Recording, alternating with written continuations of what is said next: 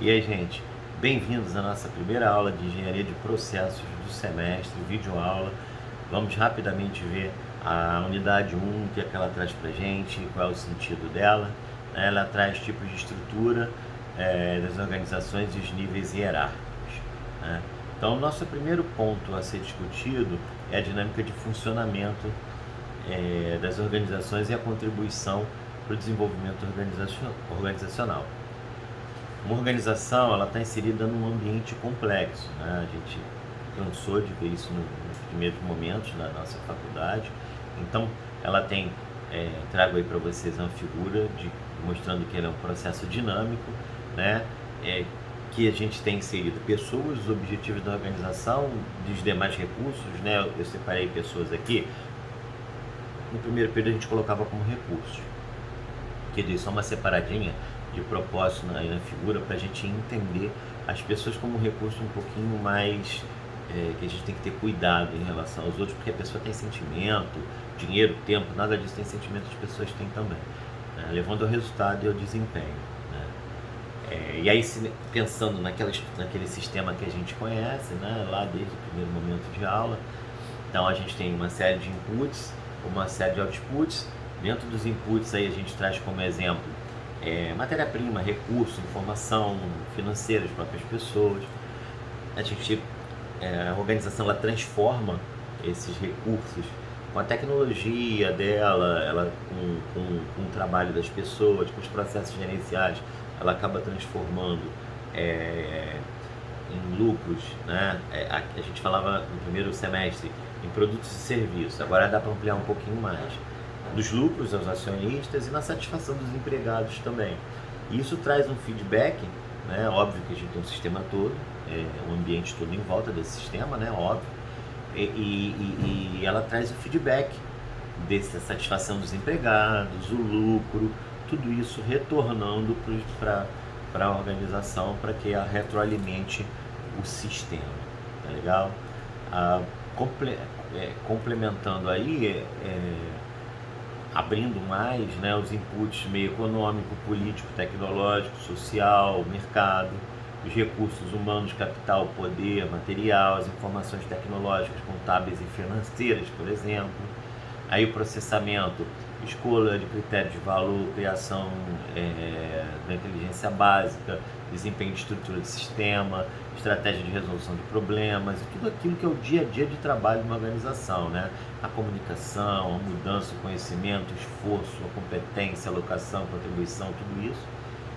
E entregando o desempenho, quer dizer, a vantagem competitiva, comportamento individual do grupo, os fatores de conhecimento culturais que a empresa entrega para a sociedade, em relação às operações, criação, desenvolvimento, bem, serviço, distribuição, pesquisa, as operações financeiras, né? Então, só aprofundando um pouquinho mais essa questão.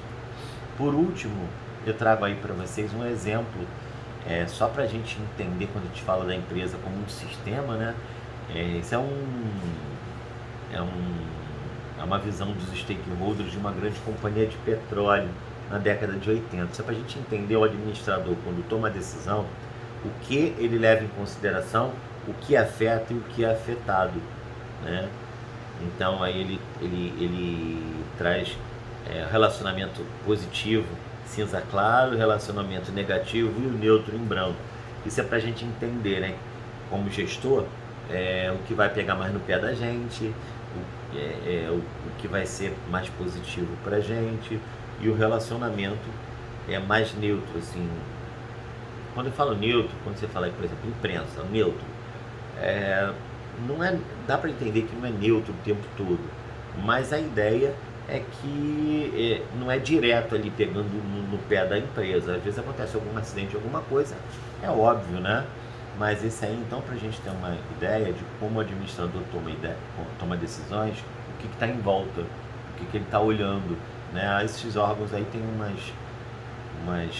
definições de cada um deles aí, ok? Uma segunda questão, os principais tipos de estruturas organizacionais.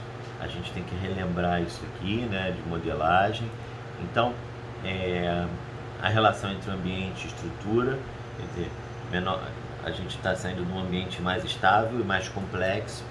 Isso a gente também estudou em planejamento de gestão estratégica. Um ambiente mais estável e mais complexo, mais dinâmico, exigem necessidade de diferença em termos de estrutura.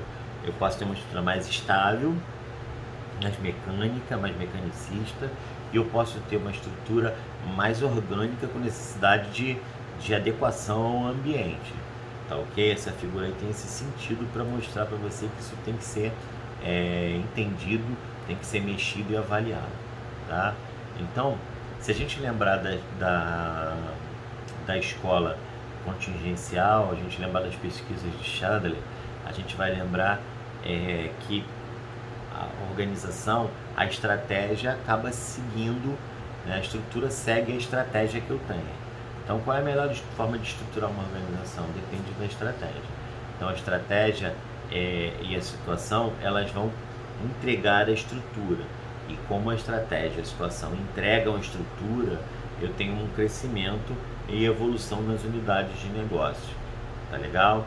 Então, pequeno porte, operação simples, manutenção do tamanho.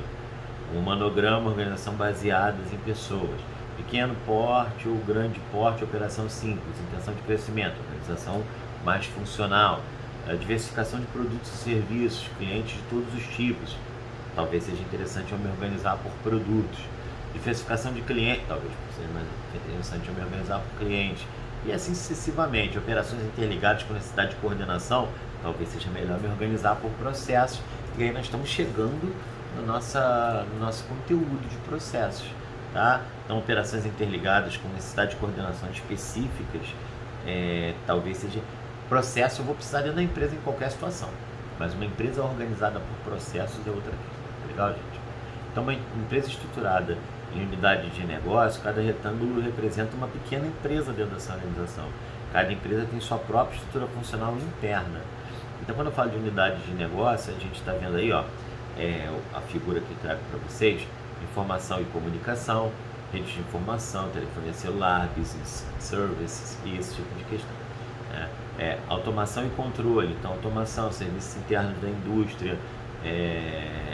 Esse é a forma como essa empresa aí se organizou. Thematic, tecnologias de construção, energia, geração de energia e transmissão de energia, transporte, sistema de transporte, e o automotivo, e assim vai. Isso é para mostrar um exemplo de uma organização estruturada a partir de unidades de negócio específicas. Grande parte delas são assim, tá? E aí uma última questão que a gente deve falar aqui de como se estruturar, e tem duas figurinhas, para a gente entender uma organização menos achatada, mais vertical, e uma organização mais achatada, lembrando que isso é uma tomada de decisão de acordo com as necessidades de estruturar uma empresa. Mais controle, talvez ela tenha que ser mais vertical. Menos controle, mais agilidade, mais achatada, mas vocês devem dar uma lembrada disso aqui. É importante nesse momento, tá? Para a gente aprender e lembrar como tomar essas decisões. Então, gente, vou dar uma parada aqui para o vídeo não ficar muito comprido, e eu vou vir como uma segunda aula para completar essa unidade 1, tá bom?